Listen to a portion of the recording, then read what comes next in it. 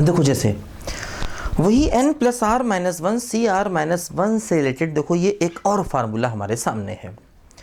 देखो यहाँ पर क्या है, between two stations A and B there are 12 intermediate stations, find number of ways in which a train stops at 4 of these so that no two stations are consecutive. देखो क्या है, देखो जैसे यहाँ पर मान लो ए है और बी है ना, ये दो स्टेशंस हैं, इनके बीच में 12 अलग अलग स्टेशंस हैं, है ना, ये ऐसे करके, ठीक है, S1 S2 है ना। मान लो इनके बीच में 12 स्टेशन, जैसे मान लो एक ट्रेन वेस्ट बंगाल से चलती है, मान लो एक ट्रेन कोलकाता से चलती है और दिल्ली तक आती है, ठीक, तो उसके बीच में क्या है, मान लो 12 स्टेशंस हैं, कोलकाता दिल्ली के बीच में मान लो 12 स्टेशंस हैं।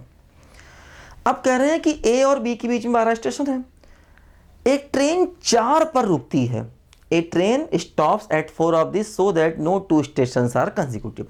मतलब एक ट्रेन 4 स्टेशन पर रुकती है ए बी के बीच में, ए बी से मतलब नहीं है, ए बी के बीच में 12 स्टेशंस हैं, इन 12 में से 4 पर ट्रेन रुकती है और हमें चाहिए वो ट्रेन 2 लगातार स्टेशन पे ना रुके।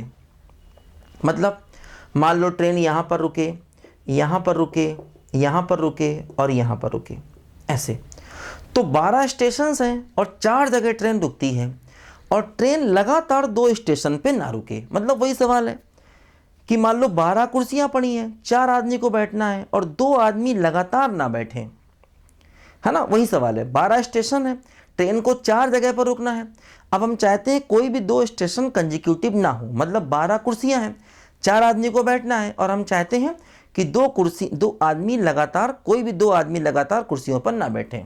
तो देखो जैसे 12 स्टेशन है, मैंने कहा मान लो पहली बार जहां ट्रेन रुकी उससे पहले x1 स्टेशन थे, उसके बाद x2 थे, इसके बाद x3 थे, इसके बाद x4 थे और इसके बाद x5 थे। तो मतलब x1 है ना, x2 और x3 और x4 और x5। देखो x1 वो स्टेशन है जहां पर ट्रेन पहली बार रुकी उससे पहले खाली पड़े स्टेशन, x2 वो स्टेशन है जो पहली और दूसरी के बीच में खाली पड़े स्टेशन, x3 वो स्टेशन है जो दूसरी और तीसरी के बीच में खाली पड़े स्टेशंस, x4 वो स्टेशंस हैं जो तीसरी और चौथी के बीच में खाली पड़े हैं और x5 वो स्टेशंस हैं जो चौथी के आगे खाली पड़े हैं।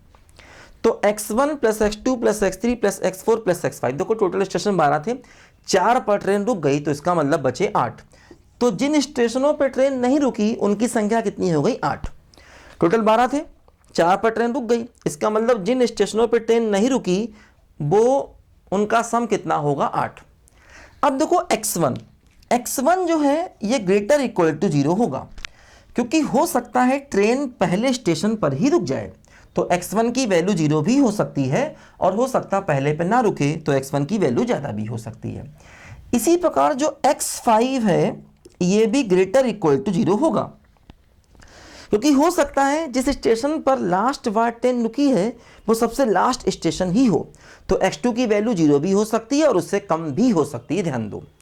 तो मतलब x5 ग्रेटर इक्वल टू 0 हो सकता है, हाँ, x2 ग्रेटर इक्वल टू 1 होगा, x3 ग्रेटर इक्वल टू 1 होगा, x4 भी ग्रेटर इक्वल टू 1 होगा, ये कंफर्म है, क्योंकि है ना T1 T2 के बीच में कम से कम स्टेशन जो खाली जिन पर ट्रेन नहीं रुकी वो x2 होने चाहिए, है ना, और इनके बीच भी कम से कम x3 होना चाहिए। x1 x2 x3 उन स्टेशंस की संख्या है, उन नंबर ऑफ स्टेशंस हैं जहां पर ट्रेन नहीं रुकी, है ना, x1 x2 x3 ये वो स्टेशंस का नंबर है जहां पर ट्रेन नहीं रुकी। तो x1 मतलब जब पहली बार ट्रेन रुकी तो उससे पहले जहां ट्रेन नहीं रुकी उनका नंबर x1। देखो अब देखो ध्यान दो, जैसे इन तीनों को कुछ मान लिया जाए, x2 को मान लो y2 प्लस 1, x3 को मान लो y3 प्लस 1 और x4 को मान लो y4 प्लस 1। तो देखो हमारा क्वेश्चन चेंज हो गया, x1 plus y2 plus y3 plus y4 और लास्ट में क्या है बोलो x5, ये लास्ट आ गया। देखो अब टोटल सम 8 था, जब इनकी जगह 1 1 ये आया 3, तो इधर क्या बचेगा 5 बचेगा, है ना। x1 x2 x3 x4 x5 इन सबका सम 8 था, तो इसको 1 1 1 माना तो 3 हट गया, तो क्या बचेगा बोलो 5। अब यहां पर देखो क्या फायदा हुआ कि x1 भी ग्रेटर इक्वल टू 0 है, y2 भी ग्रेटर इक्वल टू 0 है और x5 भी ग्रेटर इक्वल टू 0 है। तो इस पर हम देखो n कितना है 5 और r भी कितना है 5, तो n प्लस आर माइनस 1 है ना, तो 5 प्लस 5 माइनस 1 c 5 माइनस 1, तो आंसर कितना हो गया देखो 9c4 आंसर हो गया, 9c4 n plus r minus 1 c r। देखो ध्यान रखना, अब इसमें हम इंटू 4 फैक्टोरियल नहीं करेंगे, जो हमने पिछले सवाल में किया था जहां पर 10 आदमी कुर्सियों पर बैठे थे, तो उसमें क्या था उनको अरेंज कर दिया था। जैसे अब ट्रेन यहां रुकी यहां रुकी यहां रुकी यहां रुकी, वो एक ही केस है, उल्टा नहीं कर सकते क्योंकि वो एक ही ट्रेन अलग अलग जगह रुक रही है, उनको अरेंज नहीं कर सकते, अरेंज कर दिया गलत हो जाएगा। वो जब आदमी कुर्सियों पर बैठे थे तो उनको 10 फैक्टोरियल करके अरेंज भी किया था, यहां पर अरेंज नहीं करना क्योंकि वही ट्रेन बार बार रुक रही है, तो T1 T2 T3 T4 को अरेंज नहीं करना है, वो वैसे ही रहेंगे। मतलब हमारे क्वेश्चन का यही आंसर आ गया। देखो इस क्वेश्चन को भी हम उसी शॉर्टकट तरीके से करें। देखो 12 स्टेशन थे, है ना, और 4 जगह ट्रेन रुकी, इसका मतलब 8 जगह ट्रेन नहीं रुकी, है ना। तो देखो क्या है 12 स्टेशन थे, 4 जगह ट्रेन रुकी, इसका मतलब 8 जगह ट्रेन नहीं रुकी। तो मान लो उन 8 जगह पर जहां ट्रेन नहीं रुकी उनको लें पहले, मान लो 1 2 3 से लेकर के 8 तक, मान लो वो 8 स्टेशन जहां ट्रेन नहीं रुकी, पहले हमने उनको अरेंज कर दिया।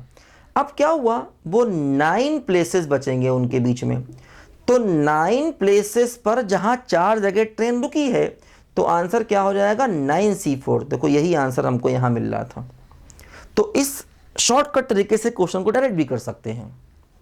कैसे, देखो कि 8 है ना, ये 8 वो स्टेशन थे, है ना, 8 ये वो स्टेशन है देखो जहां पर हमारी ट्रेन रुक रही है ना। 8 वो स्टेशन है देखो जहां पर 4 वो स्टेशन है जहां पर ट्रेन रुक रही है और 8 वो स्टेशन है जहां पर ट्रेन नहीं रुक रही है। तो पहले हमने उन 8 स्टेशन को एक एक गैप देकर अरेंज कर दिया जहां पर ट्रेन नहीं रुकी थी, तो 8 चीज़ों को एक एक गैप देकर अरेंज कर दिया। अब उनके बीच में 9 चीज़ें बची, तो 9 वो चीज़ें हैं जिनमें से 4 पर ट्रेन रुक जाएगी, तो 9c4 हमारे क्वेश्चन का आंसर हो गया। मतलब ऐसा समझो कि 8 लोग बैठने थे और 4 लोग ये बैठने थे, तो 8 बच्चे बैठने थे, तो पहले 8 बच्चों को बैठाला, तो बीच में 9 जगह बची, उन 9 जगहों पर 4 आदमियों को बैठाना है, तो कितना बन जाएगा 9c4 बन जाएगा। वही देखो यहाँ पर कर रहे हैं, है ना। 8 बच्चों को बैठा दिया, उनके बीच में 9 प्लेसेस बचे, उन 9 प्लेसेस में हमें 4 आदमियों को बैठाना है, तो 9c4। ऐसे करके देखो हम इस क्वेश्चन को डायरेक्ट भी यहाँ पर कर सकते हैं, ध्यान दो, ठीक है। तो लिखो जरा बच्चों इसको ध्यान से। तो ये n plus r minus 1 C r minus 1 देखो फार्मूले के यूज हैं, ऐसे ऐसे यहाँ पर इनको हम लगा सकते हैं, ध्यान दो। लिखो बच्चों जल्दी इसको पहले।